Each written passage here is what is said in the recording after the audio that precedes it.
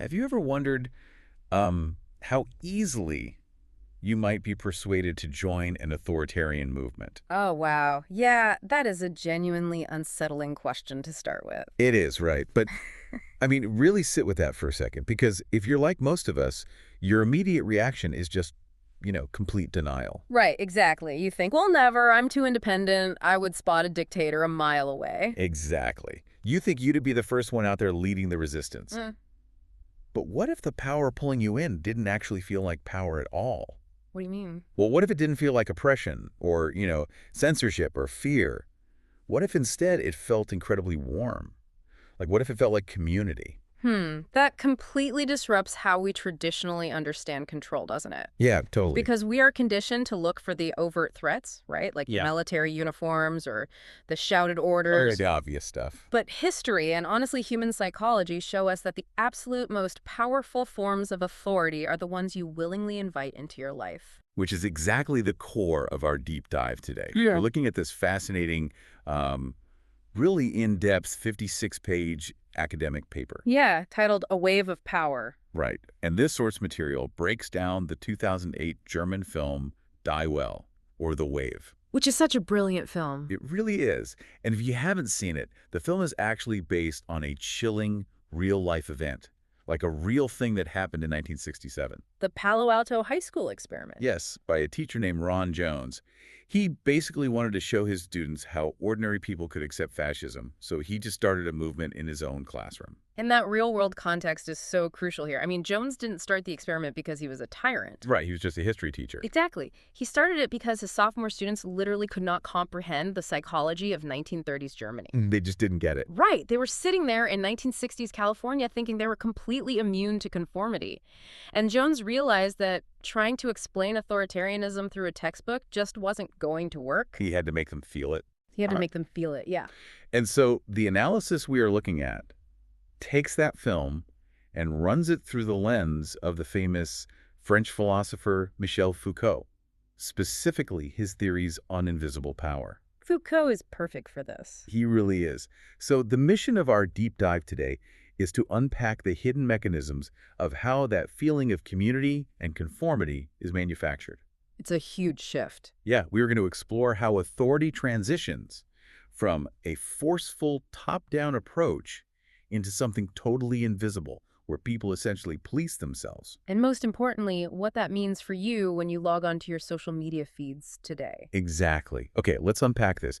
To really grasp the psychological shift that happens in the film, we have to look at two totally different frameworks of power that Foucault defined. Right, so Foucault made this really vital distinction between two types, sovereign power and disciplinary power. Sovereign power being the classic dictator, right? Exactly. It's what you probably pictured when I mentioned authoritarianism earlier. Think of a medieval king or a classic 20th century dictator.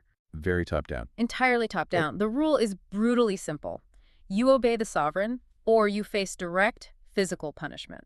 So it relies on the threat of violence. Yeah, violence and public displays of force just to keep people in line.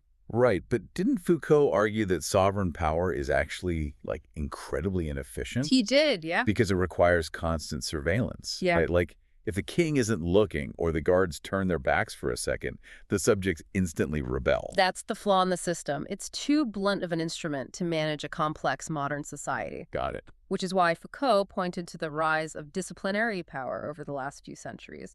This type of power is modern. And invisible. Exactly. It doesn't rely on the constant threat of a sword. Instead, it is highly productive. It shapes human behavior through mundane procedures, daily routines, and institutions. Institutions like what? Schools and hospitals? Schools, hospitals, prisons, or even modern corporate offices. The goal of disciplinary power isn't to crush your spirit. So what is it? It's to train you down to the smallest physical detail until you internalize the rules so deeply that you do the policing for them. Wow. Okay, I want to make sure we're getting this right. Let me try an analogy. Go for it. So, sovereign power is like having a terrible boss screaming at you that you'll be fired if you don't hit your quota. Yes. You do the work, but Yeah. you resent him. And the second he leaves the building, you're just playing solitaire at your desk. Exactly, because the threat is gone. Right. But disciplinary power, on the other hand, is like your office implementing casual Fridays and an open plan layout combined with a team-building leaderboard. Oh, that's a great comparison. Right, because suddenly there's no one yelling at you, but you actively want to stay late at the office just to impress your peers and climb that arbitrary leaderboard. That is a highly accurate way to visualize it. And what's fascinating here is Foucault's concept of subjectivity. Subjectivity. Okay, break that down for us. Well, the English word subject usually makes us think of a victim, right? Like a subject of the king. Right, someone being oppressed. Yeah, but Foucault used a term in French that implies a double process. Yes, you are subjected to a power structure, but that power structure is also actively creating you as a subject. Wait, it's creating you. Yes, it forms your identity. You aren't just passively oppressed by these subtle routines. You are actually built by them. Oh, wow. Yeah, disciplinary power creates a new kind of person who is self-monitoring, highly productive, and completely unaware of their own cage. And we really get to watch that exact cage being built from scratch in Welle. Step by step. Yeah. The teacher, Rainer Wenger, is assigned to teach a project week on autocracy. But he doesn't walk into the classroom on Monday and declare himself supreme leader. No, not at all. He doesn't use sovereign power. He just starts introducing these tiny, seemingly harmless nudges, like he rearranges the desks. Right. Instead of kids sitting in little scattered cliques talking to each other, he puts them in pairs, all facing forward toward him. Which seems like simple classroom management, just a teacher organizing the room. But Foucault notes that reshaping someone's relationship to space and to their peers is the very first step in disciplinary power. Wow. Wenger is essentially breaking their old, informal social bonds and centralizing their focus. And then he adds rules for speaking, like if you want to talk, you have to stand up. Right. And honestly, my favorite part of the analysis is when he makes the entire class do synchronized deep breathing exercises. Yes, the breathing. Because he doesn't say, breathe deeply because I am your dictator. He tells them it will increase blood circulation and help their concentration. Which sounds perfectly logical. It does. It sounds like a corporate wellness exercise. But what he's actually doing is physically linking them. He is training their bodies to act in unison. Ah, I see. But, human nature dictates that wherever there is power, there will eventually be friction. Right. Someone's going to push back. Exactly. And we see that immediately with a rebellious student named Kevin, who flat out refuses to stand up when he speaks. Yeah. And I actually struggled with this moment in the analysis. Really? Well, Kevin challenges the authority. Right. But Wenger doesn't scream at him. He doesn't send him to the principal's office. No, he doesn't. He just looks at Kevin and says, look, attendance in this project is voluntary. If you don't want to play along, you can leave. And Kevin actually leaves. He walks right out. Right. So my initial thought was that Wenger just lost. Like, by letting the rebel walk away freely without consequence, hasn't Wenger basically given up his power? I mean, it completely looks that way on the surface, but analyzing this through Foucault, it's actually a masterful, incredibly insidious move. How so? Because Wenger is deploying psychological exclusion rather than physical force. By letting Kevin walk out, Wenger creates a profound illusion of voluntariness in the room. An illusion. Yes. He plants a psychological seed in the remaining students. Oh, I see. Because the students who stay now feel that they are making an active choice to be there. Exactly. They feel they have chosen Wenger as their leader rather than having him imposed upon them. Wow. This solidifies the disciplinary power instantly.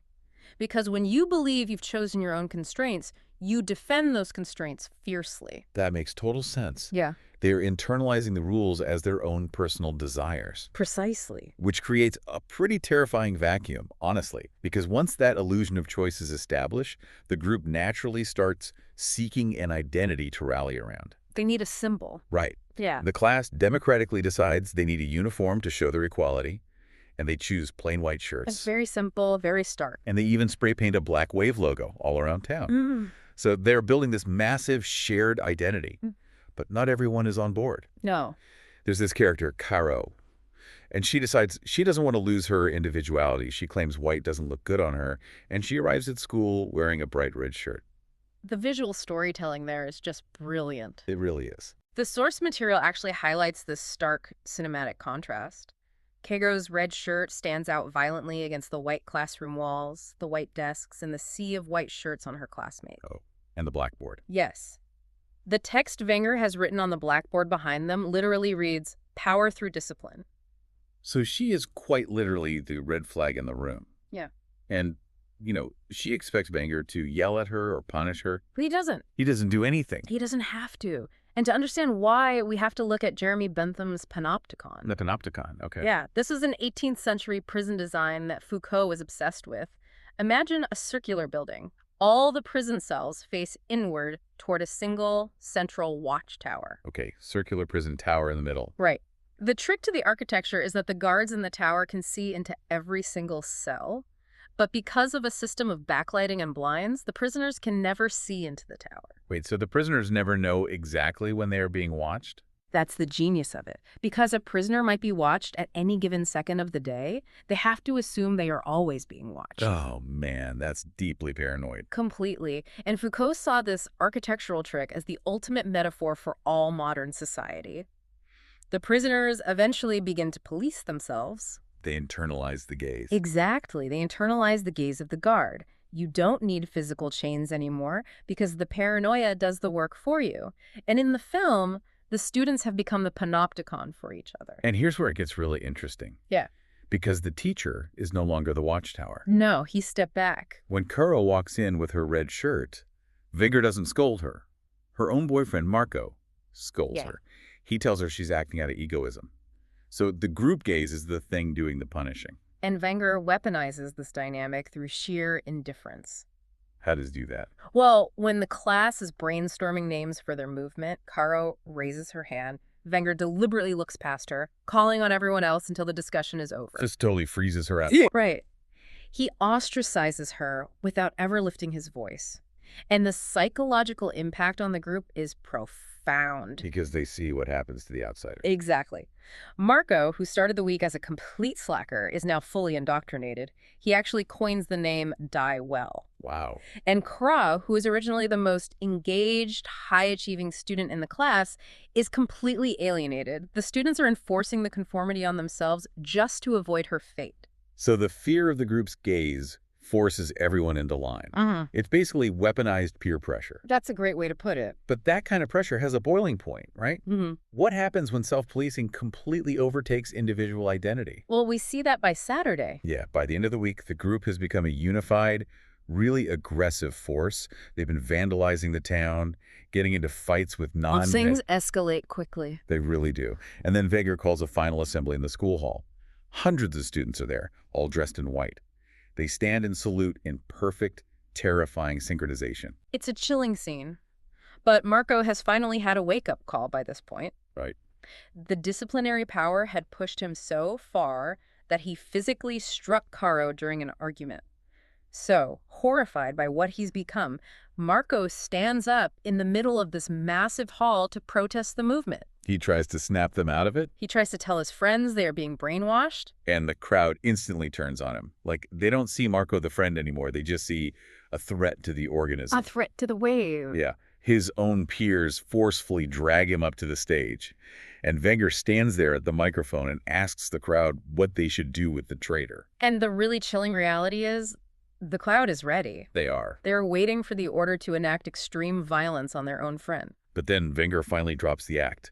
He points out exactly what they're doing, revealing that this entire week was just a social experiment. He proves to them that fascism can absolutely happen today. Right there in their comfortable, modern German high school. Yeah. He apologizes for letting it go too far, and he disbands Die Welle right on the spot. But the tragedy of the film is that you can't just flip a switch and turn disciplinary power off once it's taken root. No, you really can't. And that brings us to the student named Tim. Tim's story is heartbreaking. It is. Tim was an outcast before the project. He had no friends, no support system, and he tied his entire identity, his whole sense of existence, to Die Welle. He had nothing else. Right. So when Wenger says the movement is over, Tim just completely breaks. He pulls out a real handgun, he shoots a classmate in the shoulder, and then, devastatingly, he puts the gun in his mouth and takes his own life. If we connect this to the bigger picture, this horrific tragedy proves that disciplinary power accumulates. It builds up. It snowballs.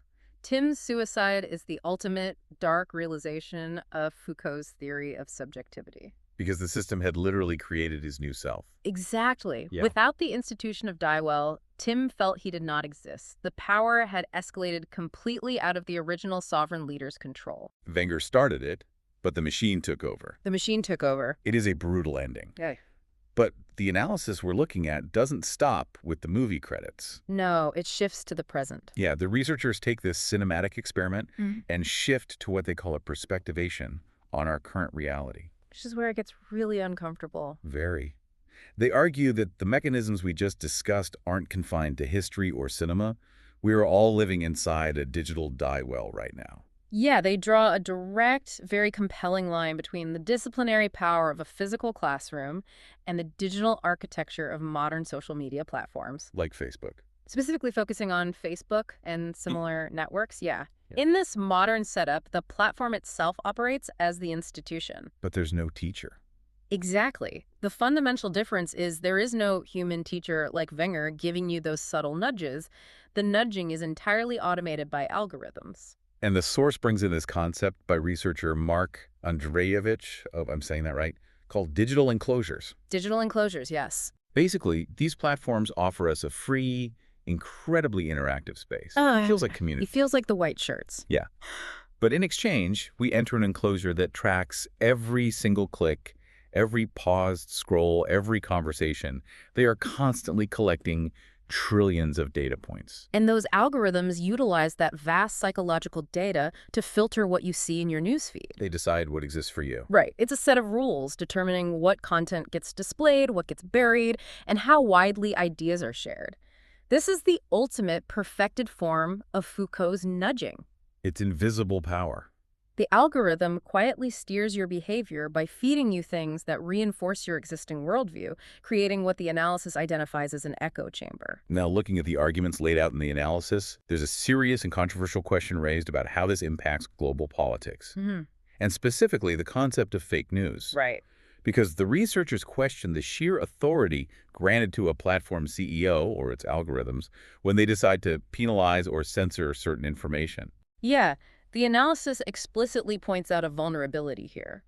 When a centralized platform actively censors or suppresses what it labels as misinformation, it acts as a massive, invisible arbiter of truth.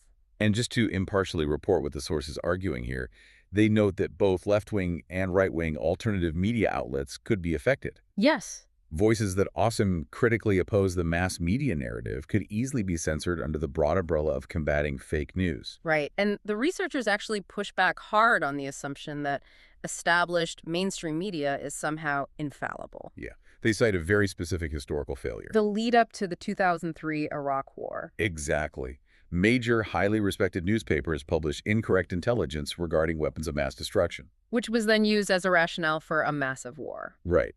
So the analysis poses a really difficult question.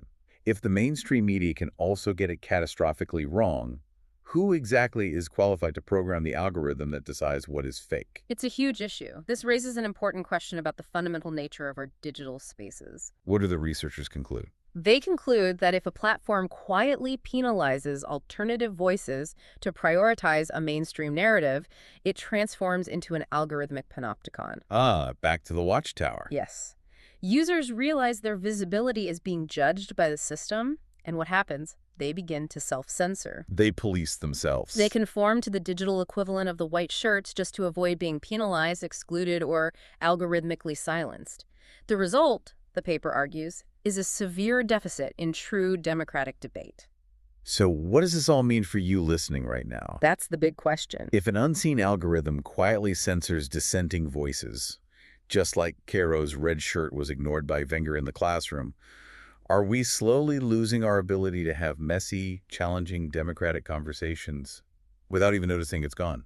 It's terrifying when you frame it like that. It brings the entire theory right to your doorstep. Power isn't just about someone in a military uniform shouting orders at you. Not anymore. It is about the subtle, invisible nudges.